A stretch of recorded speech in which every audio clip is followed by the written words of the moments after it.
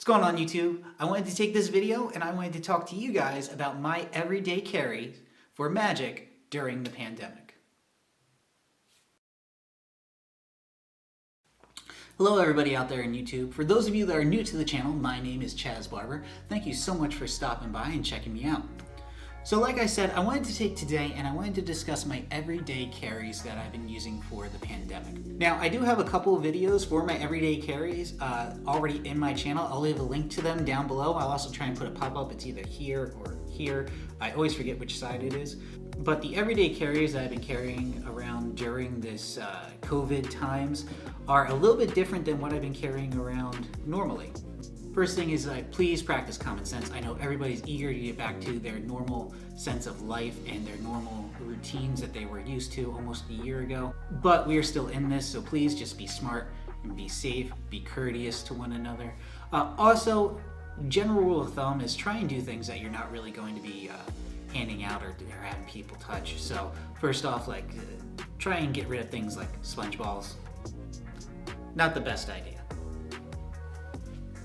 And double cross. Nope. Pretty much anything that the spectator has to touch or hold, it's probably not the best idea. Again, this is also just a list of tips and tricks that I've been using. I'm not saying it's the be-all, end-all. These are just my suggestions. If you have any of your own comments or any of your own suggestions, please feel free to put them down in the comment section below. Also, speaking of which, don't forget to like this video and subscribe to the channel. It's a small click for you, but it makes me feel really good. Oh, also, one last thing. Please try and refrain from starting any debates about COVID. I know that some people are really anti-maskers and some people are over-maskers, and but this is not the place for that. This is strictly just about the magic and what I can present to help you out. So, thanks. All right, everybody, so here's everything that I've been performing with as of late. I'm gonna go through each thing with you individually, and let's just get into it. First thing, before you go any further, number one, always have a mask.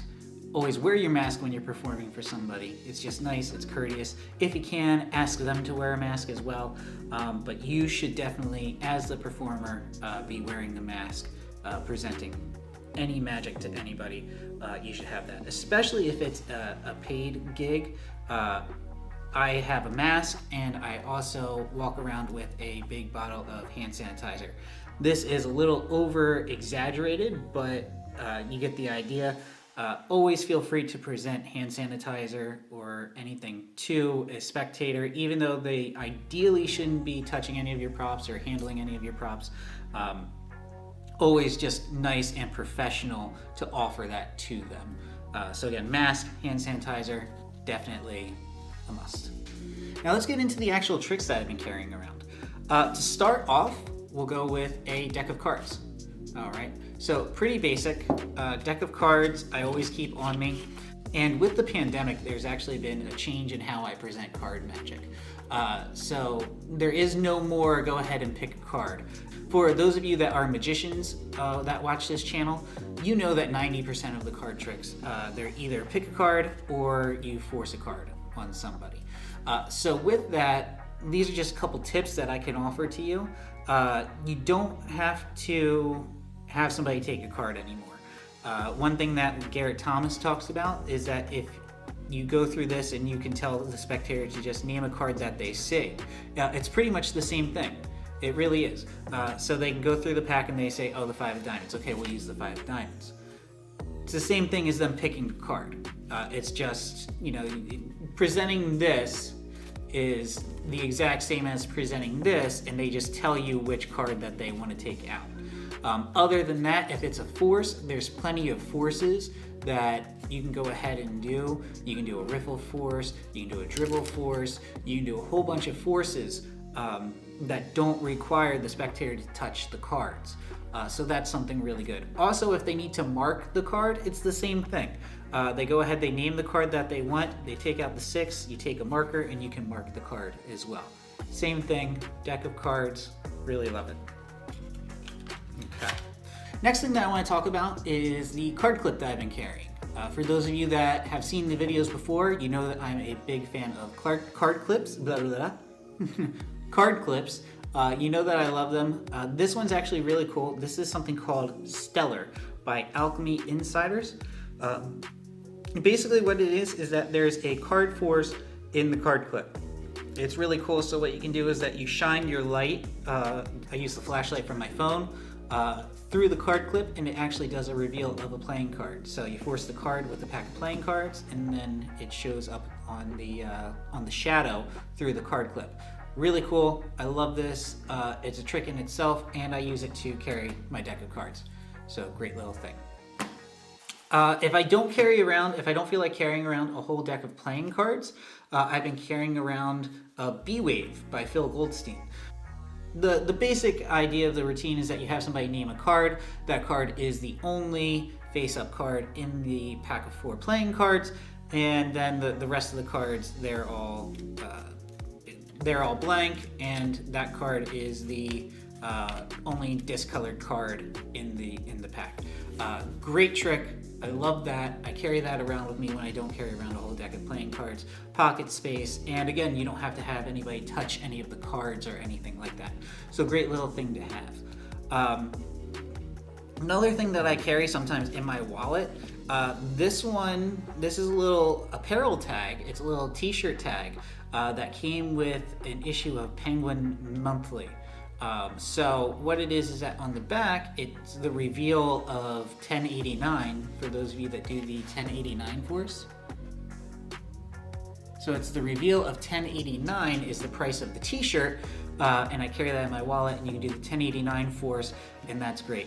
Mentalism has picked up a little bit for me since the pandemic. I don't really do too much mentalism. I've gained more of an appreciation for it, but this is something that's easy that I can deal with, I can carry around with.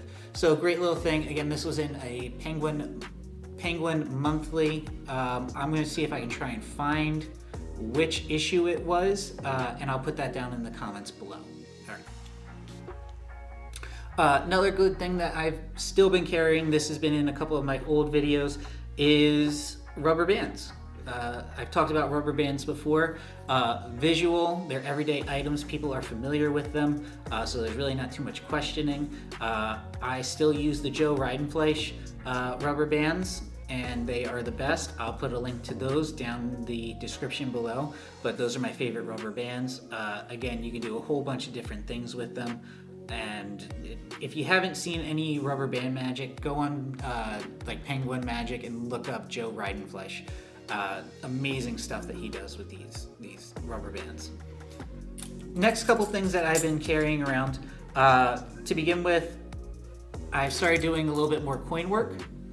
So I've been doing like a 3-fly or the coins across, stuff like that. So coin work is very good. Also, you can check out Eric Jones's stuff. Eric Jones has a really good set that he does. It's called the Oxy Coins, if I'm remembering that correctly. I've been performing that. You do need two special types of coin gimmicks to do them, but I really am very fond of that. That is from his first set of lecture notes and his first DVD set that he came out with, that he's got a lot of great work on coins with that. Also his metal series from Illusionist, very great stuff. It's amazing what you can do with just 4 coins in your pocket and fool people. And again, stuff that they don't necessarily have to touch, that you can do in front of them. You can do in front like this instead of, placing it into their hand. Again, magic in the spectator's hand is always a little bit more powerful, but again, due to certain times, there's only but so much that we can do with that. Next thing that I want to talk to you guys about is my wallet. So for those of you that are familiar with this is the FPS wallet. This is by Brent Braun. This is my new favorite thing. This just came out a couple months ago, and I absolutely love it. It is now my everyday wallet. So this is the wallet that I always have on me. I'm thoroughly in love with this. This is a 10 out of 10. I can't rave enough about this. This is the easiest card to wallet. I should say that, if for those of you that are not familiar with this is a card to wallet. It's the easiest and quickest load that I've ever dealt with, and I absolutely am in love with this. And I 100% recommend anybody that wants to do card to wallet, just get this. There's other ones out on the market, but they're not as good. This one I'm thoroughly in love with. So 10 out of 10 on that. Something inside my wallet that's a little different that I want to talk to you guys about is this is a blue card reader. So basically this is a business card. So basically, I've been saying basically a lot, but I need to stop that. But what it is that it's a scanner. So you tap this onto somebody's phone and it pulls up all of your links. So you could have your website, you could have your social medias, your YouTube, your Instagrams, your Facebooks, all on this. You tap it to somebody's phone and then it brings up all those pages for that person. They can instantly subscribe, instantly follow you, instantly book you right off of that. There's been a couple times where I've handed them my regular business card, they go ahead, they lose it, whatever the case may be. Here, you're tapping it to their phone and they have your contact information right then and there. I love it, and it's a little bit nicer than handing a person a business card, because again, people are kind of weary of taking things from other people right now. And touching other stuff. So that's just a cool little thing. I'll go ahead. I'm not sponsored by them, but if they wanted to sponsor me, I wouldn't object to it. But I'll still put a link to them down in the description below. Something really cool to check out. All right. Next is a Joe Mogar color changing knife. For those of you that, again, have followed the channel before, that have seen my videos, you know that I'm very fond of this. Basically, it's a paddle move trick that one turns into three separate colors, a red, white, and blue colors, turn into the American flag. Really do love that. Just be careful if you're carrying around a knife. I know certain states have certain restrictions, so just always make sure that you are safe and you follow in those guidelines. But again, something that you don't need to have anybody touch. And then last but not least are poker chips. So the poker chips, this is actually something called Three Stylin' by Lee Asher. I picked this up years ago. The reason that I carry around poker chips is because I live close to Atlantic City.